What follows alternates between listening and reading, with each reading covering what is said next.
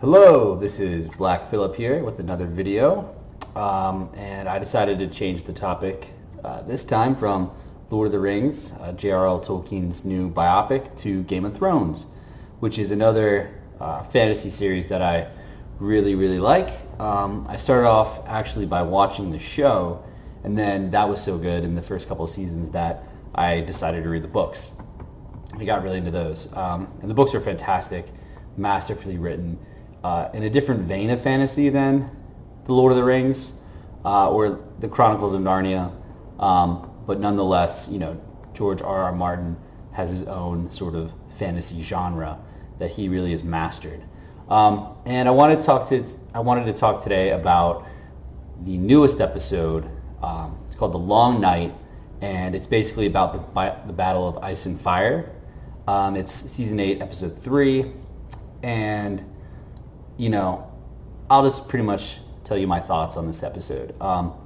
So it's my opinion that the last season, maybe the last couple of seasons, especially this one, have gone significantly downhill when compared to the first couple seasons of Game of Thrones, or even to the books.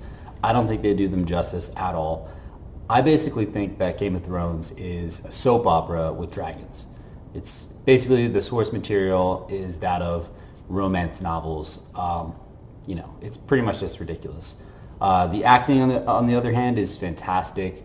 The production value is unmatched out of any TV show that I've seen. All the costumes look amazing. The actors themselves are portraying their characters as best as they can. But what I think is lacking is mainly in the writing.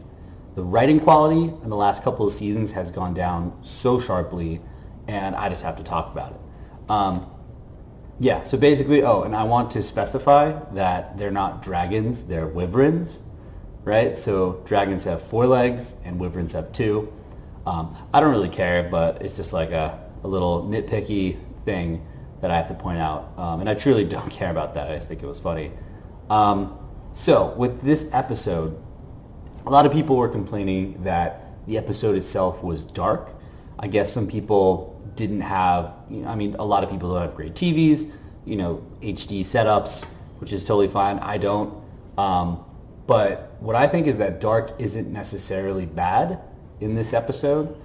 Wanted to talk a little bit about, that main part, because that was something that a lot of people, had complaints with. So it was dark for a reason. The producers really wanted to juxtapose the Night King and the forces of the Lord of Light. And I think that they made it work, but they probably should have taken into consideration that some people might not have, HD TVs with, whatever ridiculous resolution they need. I saw on Reddit that some people had they had upped the brightness and the contrast for the first Wave of the Dead, which was really cool. I kind of liked how everything was dark in the beginning, because you're just imagining what's out there. They can't see, you can't see. It's that element of, I guess, Hemingway's iceberg principle, where you see 20% of what's going on, but there's 80% that you don't see. And that, I think, was the storytelling technique that the writers and the producers were trying to inject into those scenes. And from like a tactical point of view, it would make sense that the Night King would attack at night, and also that he would use, I guess, he has the power to conjure up like an ice storm, to block the view from Dany and Jon and the dragons, which I thought was really cool, and just makes sense. And let's see here. One scene that really illuminated the difference between darkness and light was when Melisandre basically she touched one of the rocks that the Dothraki were holding, and she basically lights all their swords on fire. And as that was sweeping across the battlefield, I got goosebumps, because it just looked so cool. And then the idea of having like a Dothraki horde, Dothraki screamers just going towards the darkness and the lines of the dead with the flaming trebuchet boulders above them. That was a really good shot, and I like that a lot. So that was beautiful. Some of the scenes too in this episode were fantastic, and I've never seen anything like it in a TV show. One of the scenes was when Danny and John go above the clouds. Let me see if I can find a picture of it. Battle of Ice and Fire, dragons. It was just so beautiful. I don't know if I can find it, but dragons, night sky. Yeah, I can't really find it. Okay, that's fine. Yeah, but there were some really cool shots where, Danny and John went above the clouds, and their dragons are just kind of chilling there. It's just peaceful. It's like illuminated by the moon. And then all of a sudden, the Night King and his little dragon come out of nowhere, and they start fighting. And it's this epic battle scene. I definitely have not seen anything in a fantasy TV show quite like it. And it was just so cool. Let's see, what else?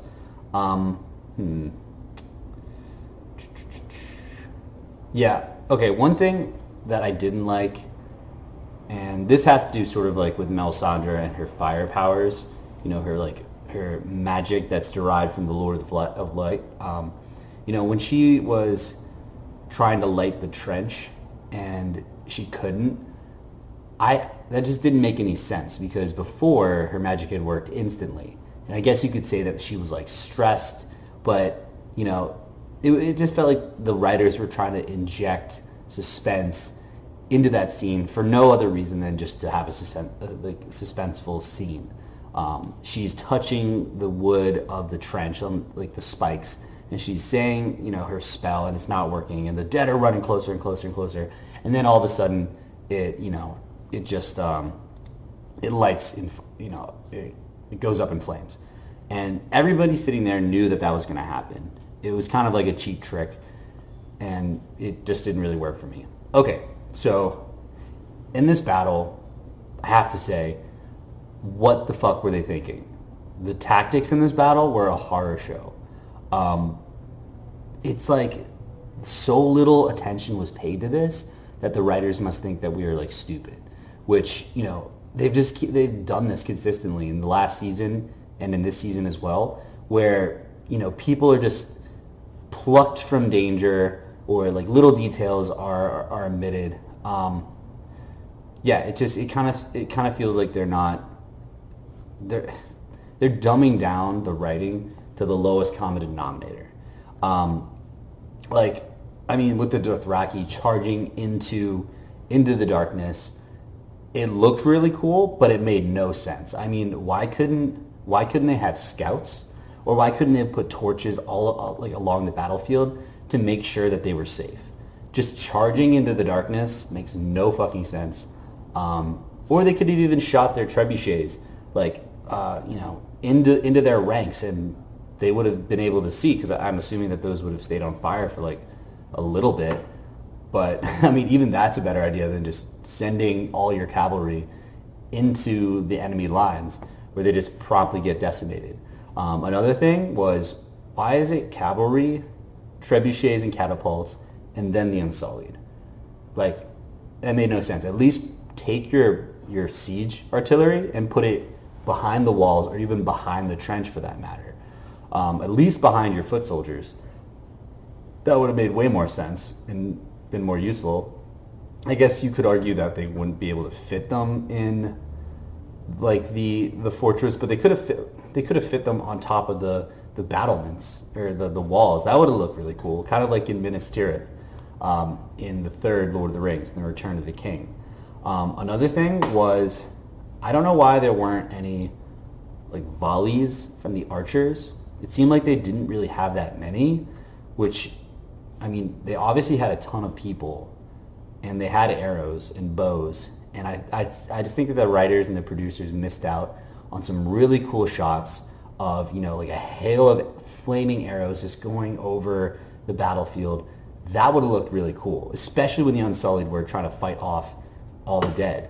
I don't know why they didn't do that. They obviously had enough money to do it, with all the other things in the show. just didn't make a lot of sense to me. Uh, Also, I thought that they missed an opportunity to use Bran more effectively. Now, I understand that the season's not over and that we don't know exactly what Bran's deal is. I kind of think, and I've seen some videos out there, claiming that Bran and the Night King have some sort of like arrangement together, or maybe they're the same person. Maybe Bran isn't really Bran anymore. Maybe it's just the Night King. I think that there's something there. I just don't think that the Night King dies, which is what happens at the end of this episode. Let's just assume that Bran is Bran and he's on the side of the Lord of Light. Why couldn't he have warged into like every animal and used them as scouts to effectively, just scout for the Dothraki or everyone else? I guess because they didn't do that, it lends more to the theory that Bran is evil.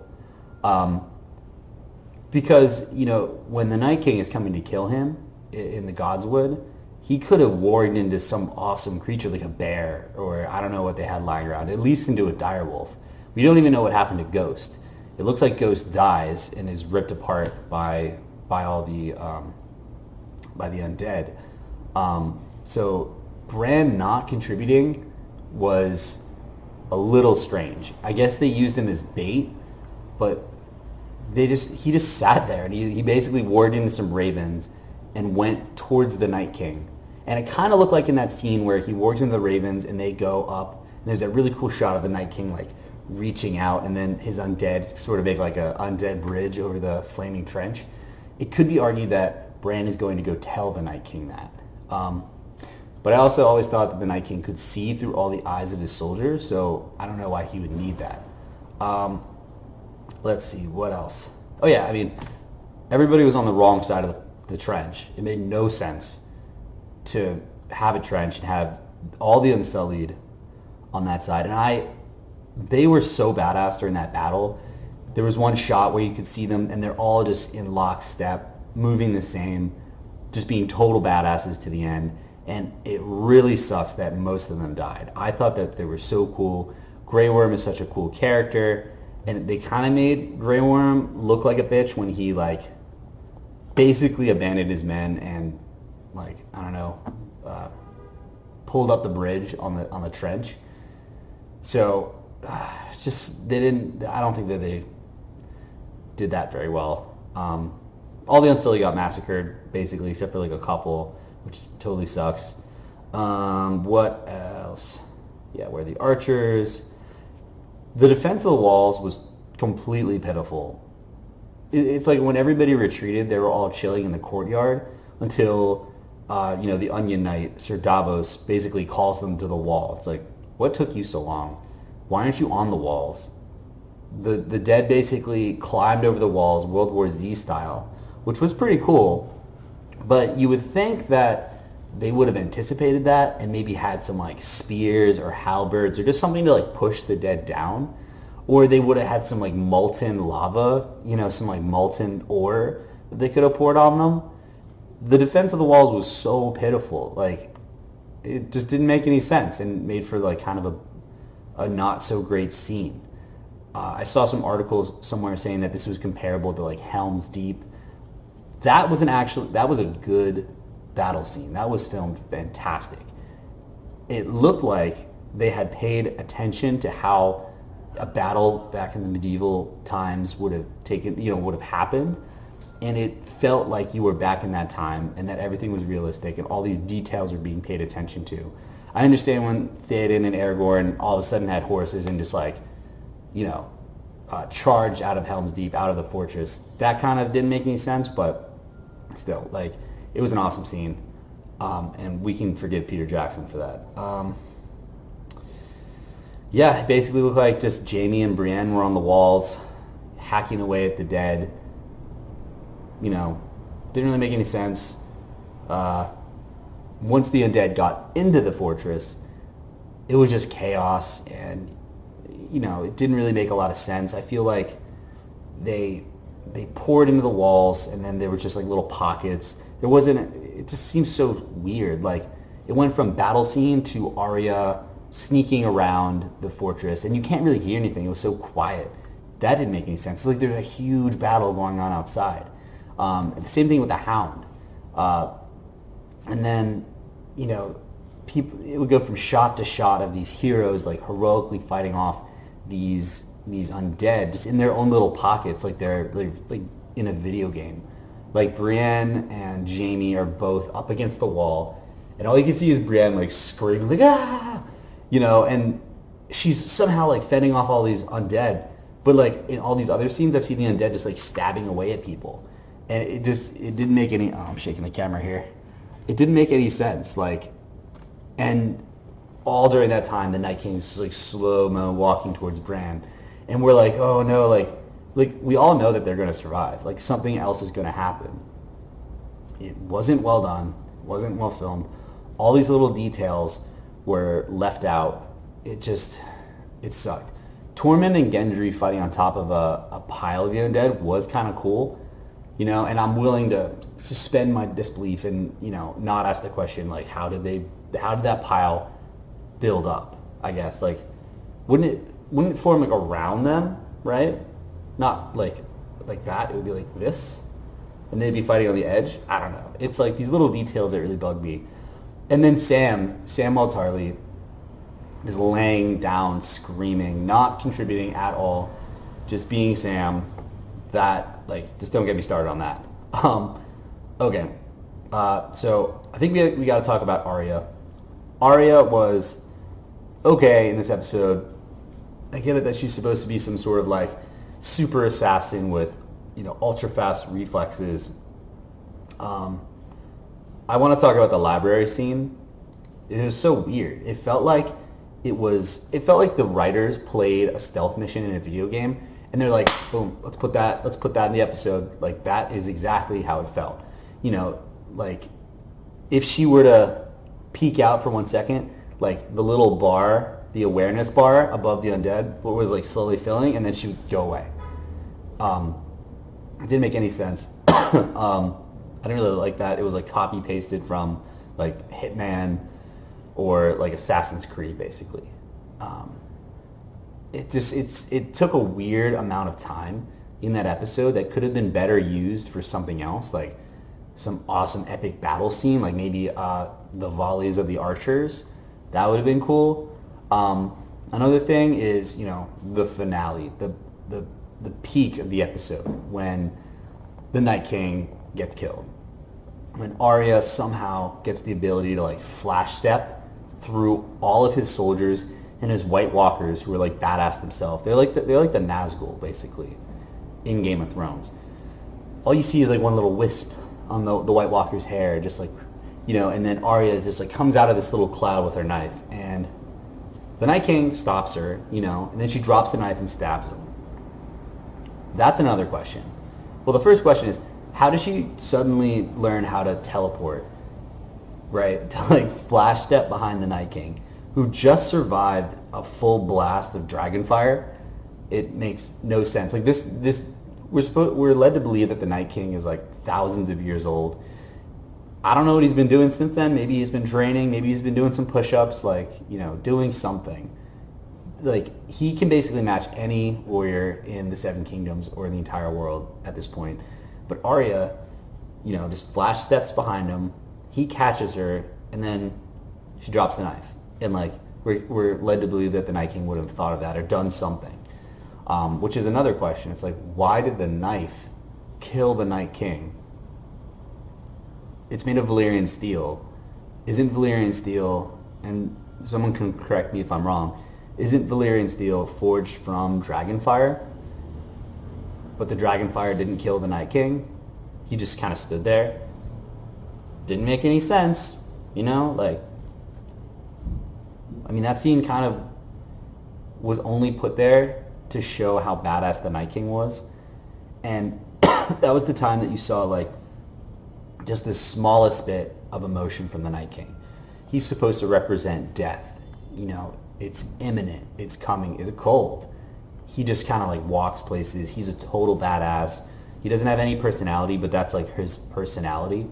I also think that the old Night King the old actor that they got to play him was way cooler. Let me see if I can find a picture of him.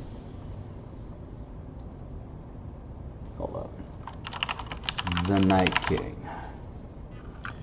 Okay, so this guy, this dude is way cooler than the new Night King. Just something about his facial, like, you know, his facial features. He just looks like more of a badass. He's got a little bit more, like, sort of like cold hatred behind his eyes. Whereas, let's see. Come on now. Whereas the new Night King, he just looks kind of weird. You know, he looks kind of frumpy, you know, like he doesn't really know what's going on. Just totally blank.